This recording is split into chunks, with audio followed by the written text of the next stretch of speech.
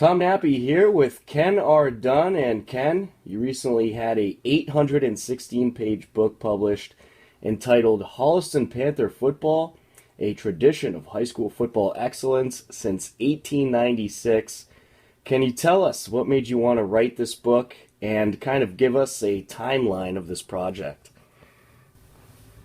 Well, I think it was back in 2013. I was actually following the football team on, I think you're one of the Milford radio stations, and I think they lost in the playoffs, and I was just curious because I had gone to the school back in the 1970s when Tom Cato was there, and I knew we had won quite a few Tri-Valley championships back then, and I kept asking people around, do we know how many Tri-Valley League championships we've actually won over the years?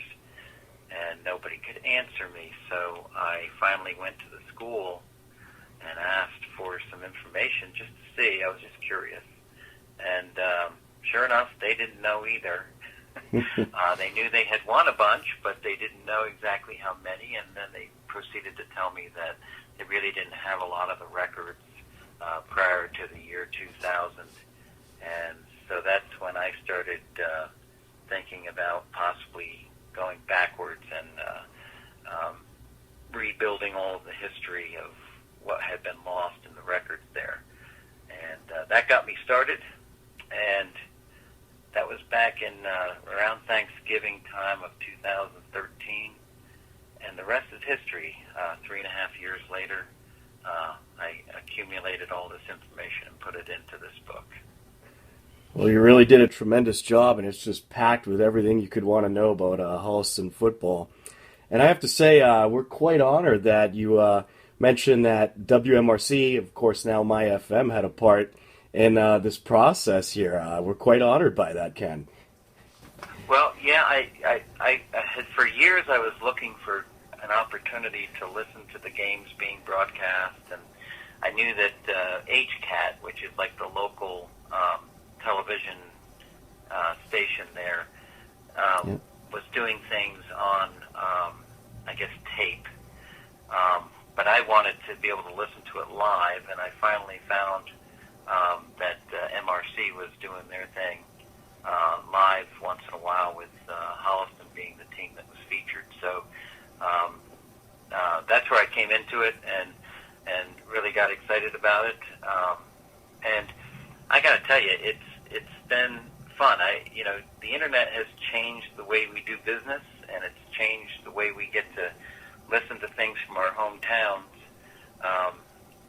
In the when we're living so far away from Holliston or wherever we're from, and it's not hard to really get replugged into your old alma mater when you got the internet available to you. Yeah, that's certainly true. Now, this book that you wrote gives a breakdown of Holliston football year by year. Did you have a favorite year or any favorite group of years of Holliston football? Or was there a particular year or era that you enjoyed writing about more so than the others? Well, I'll be honest with you. I thought that the 1970s would be my favorite, only because I played as a kicker off and on in the early, middle 70s. I graduated in 1976, and of course I knew all about Tom Cato. I actually moved to Holliston with my dad back in 1970 and started in 7th grade in that year. And so I lived all the way through Tom Cato's 2 undefeated years, the state championship year, the other undefeated year that should have been a state championship, and then right through to the Super Bowl year in 1975, and then I graduated that spring in 76. And I really didn't keep up with anything after I left, so I thought that would be my favorite. But I had to tell you that the success of the team and the success of the program over the decades, I don't know that I have a favorite anymore. The 1980s with Coach Bradford and Coach McKeon, both getting into Super Bowls and winning them. Coach Riley, the old sage that was there since the 60s as an assistant, came out of nowhere and kept creating major upset wins over Westwood to just block them from Tri-Valley championships or tie them for the championships, and got into one of the Super Bowls. But then I even started working my way backward, and I have to be honest, I'm a historian at heart, and the early 1920s, the teens, the 1890s, the whole idea of researching this and finding the information back in the 1890s all the way up through the 1920s was just a ton of fun. And they had an undefeated season in 1903, a strange one at that. But they did that, and there was a great 6-3 season back in 1901 when football was just in the burgeoning stage of coming alive in high school, kind of thing. And I just enjoyed every moment. And it was bleary-eyed and a lot of microfilm to look at, but when I found the gems, it was just like discovering something new that was over 100 years old. So, and then bringing it back to the school and letting everybody know what the records really were and how good they were. Right. That was just fun. I mean, it was like giving people Christmas gifts all the time. So it was a fun thing to do. Well, as you say in the title, it's been a tradition of high school football excellence, and that's for sure with Holliston. Could you tell us who some of the greatest contributors to the book were? Was there any coaches or perhaps reporters that you worked closely with as far as gathering information to write the book? Well, I'll tell you, I spent a lot of time in the Boston Public Library and then up at Milford and Framingham libraries, the Holliston Library. I did some interviews with some folks. Of course, Coach Cato was helpful to me in steering me in the right direction on some things. I also have to say that the Historical Society was very, very helpful. They got me into the right place at the right time so I could really recoup some of the old records. But I have to tell you that I think Bill Phipps, when we first came back into football, we were out of football for 32 years.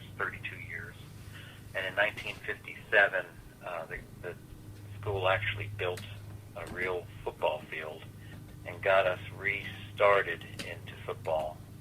And one of the very first upperclassmen for the very first team in 1957 was Bill Phipps, and I spent a lot of time with him. He gave me a lot of information, did a great job helping me understand what the mood of the town was. You can read all about, I quote him a lot in the 1950s era section. And then, of course, Coach Insulaco, I didn't get to him before he died. He died while I was writing the book, and some of his family I got in touch with, was helpful. But there was a coach, too, that Dave Stone, who was with the team from the very beginning in 1957 when it restarted all the way through the 80s. He was an assistant coach to all of the coaches in between, and he was quite helpful in making sure that I didn't make any mistakes with who we were playing and what games were important and so on. So those were the guys that helped me fill in the gaps. Coach Kiley's been great. Every time I ask for something, he always provides. Tom Emmons, who is one of the announcers on HCAT, has really helped me with a lot of gathering of information when I couldn't get up to to Holliston to do the research, but had some gaps that I needed filled in. He was helpful in that. There's also a girl that went to school with me back in the 70s, Donna Mead, and she was really helpful. She did some research for me. I guess she's sort of like an investigator. so she knew all about the microfilm machines, and would go in and search for me on some things I was trying to get straight and get the right story for different games. So, excellent. And there were just people like that all over the place that were sending me pictures of team pictures and information from their yearbooks and whatever. I'm sure, because there's certainly a lot of passion in that town for their high school football team. Slightly, you think? Absolutely. It's one of I got to tell you one story that's really interesting, though, that Coach Cato reiterated for me. Standing out on the athletic fields on a freezing cold, I think it was a Monday morning, 8 o'clock gym class. I had gym class with Coach Cato, and it was right after the 1972 season had finished. And they didn't get elected or voted in as the state champions for the second year in a row. And Coach Cato had the athletic director, who was actually his defensive coach, Coach Rawls.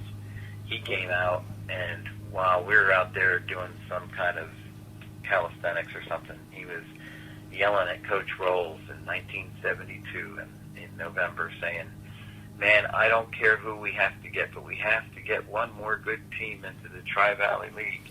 And if it's Westwood, then we go with Westwood." And Coach Rawls says, "Well, then you're going to end up playing Westwood every Thanksgiving. Bigger town, bigger school, et cetera, et cetera." He says, "I don't care. I want a challenge. Let's put the challenge there and let's do it." And that's how that Westwood rivalry all started. Wow.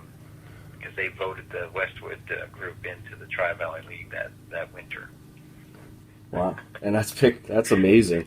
That's become quite a fun rivalry over these last few Thanksgivings, that's for sure. Now, well, it has. The two of them have been at each other's throats on the last day of the season for a long time.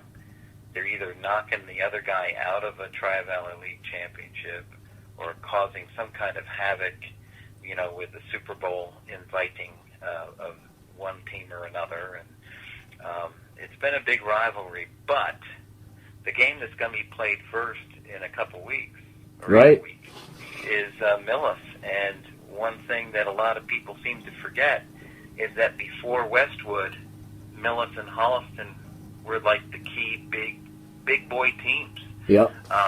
In the area. Millis was a great 1960s football team, and they have the third most Tri-Valley League titles behind Holliston and Westwood. Wow. And Holliston and Millis have had in the past one great rivalry because they always played each other near the end of the season. Usually in the right before the Westwood game, we would have to play Millis. And Millis had that great coach, Ernie Richards, from 1966 all the way through 1987. He was a legend. He won 3 Super Bowl titles with 3 different teams. He won, I think, 4 or 5 total Super Bowls. But and with Holliston, he broke even with us in those years, and it was a huge rivalry. So they deserve a lot of credit for the kind of program they have, and they're a small town like Holliston.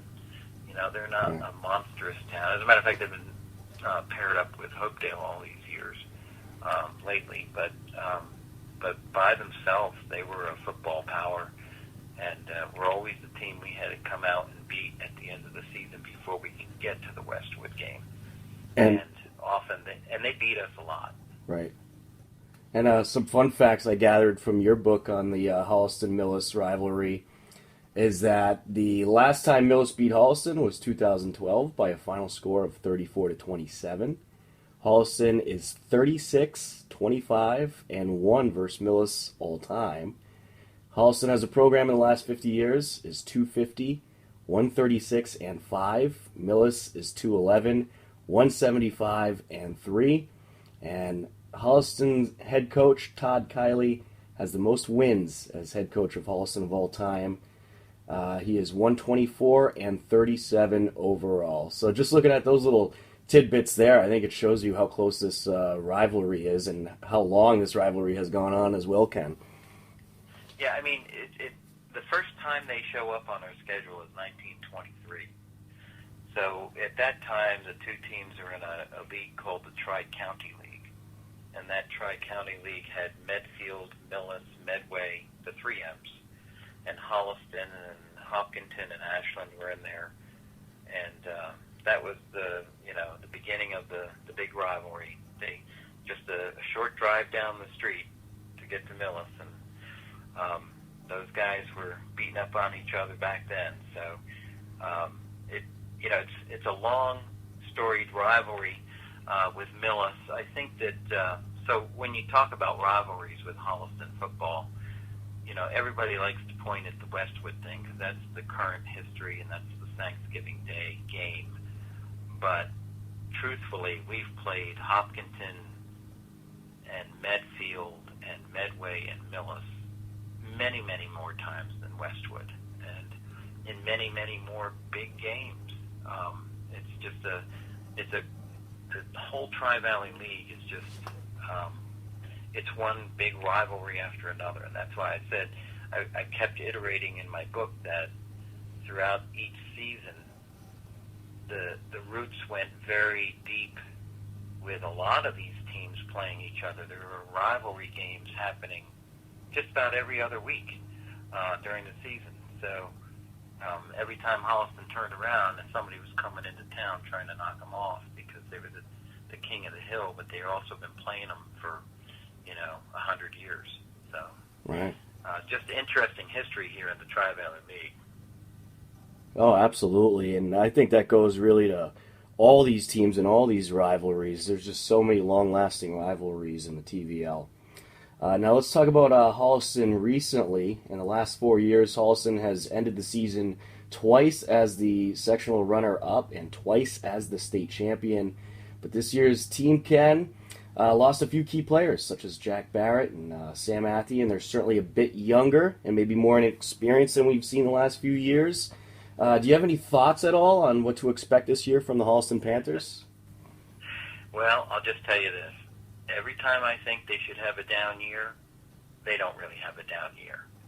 And if a down year is like last year, 9-2, well, that's not too bad. No. So, I think Todd's got it figured out.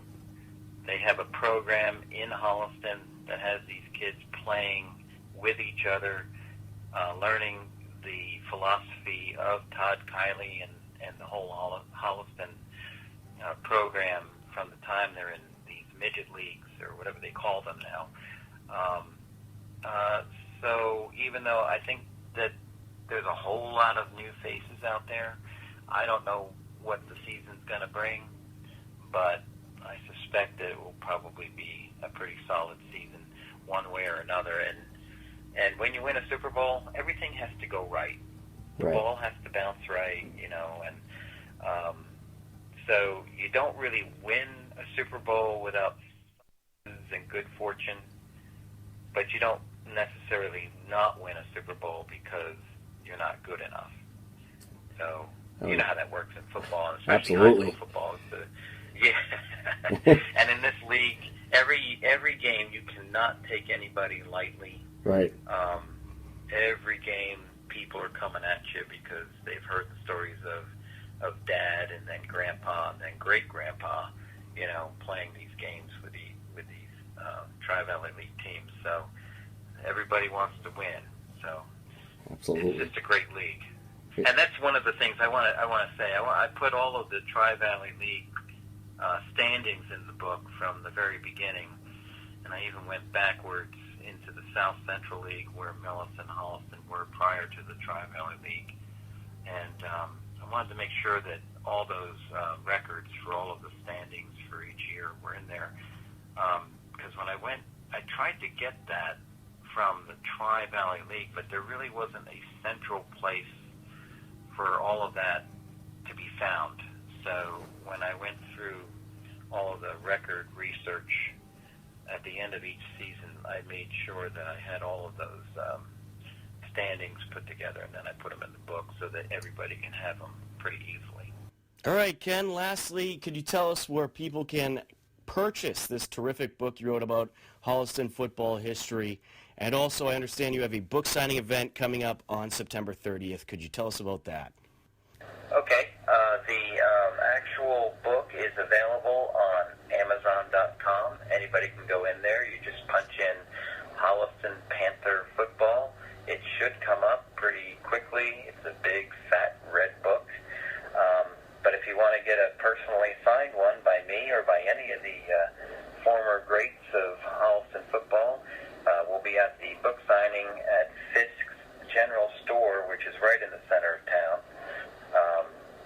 on September 30th from 1 p.m. until 4 p.m.